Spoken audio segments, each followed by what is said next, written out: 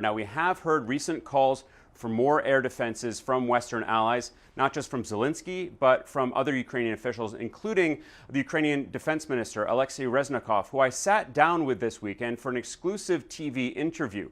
It was a wide-ranging conversation, but we started by talking to him about the recent NATO summit, the Ukrainian frustration about not having a concrete timeline to join NATO, and he told us he has a very specific date in mind for when Ukraine could become a NATO member. Take a listen. It's absolutely understandable that it will be a political decision. After then, we will win this war. Because during this war, we have no options to have unanimous voting. Because Article number 5 and some countries will be reluctant.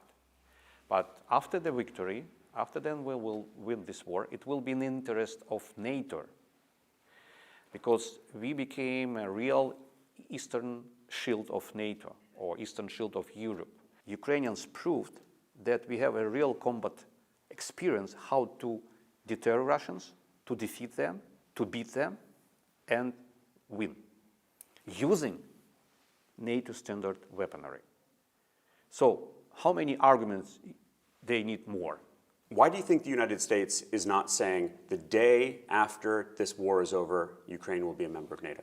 I think it's not necessary. So we will continue providing our reforms during this wartime also, but we will continue our reforms. So it means that it will be after 1 day or 2 weeks. But my perception, next year will be summit in Washington, D.C. 75 years history of these allies.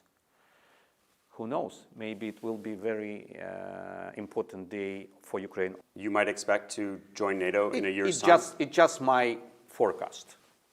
Do you think the war will be won by next summer? Yeah. And we will win this war.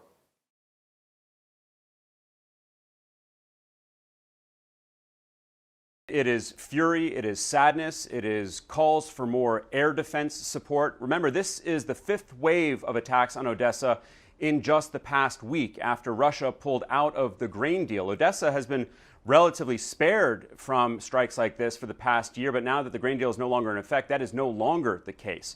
The worst damage today was in the historic downtown, which is a UNESCO World Heritage Site. The Church of the Transfiguration, it's a cathedral, suffered major damage. That was among the 25 different architectural monuments, a local military official says, that sustained major damage. At least one person was killed, a security guard, and President Zelensky on Sunday says that Ukraine needs what he called a full-fledged sky shield, saying that that is the only way to defeat Russian terror.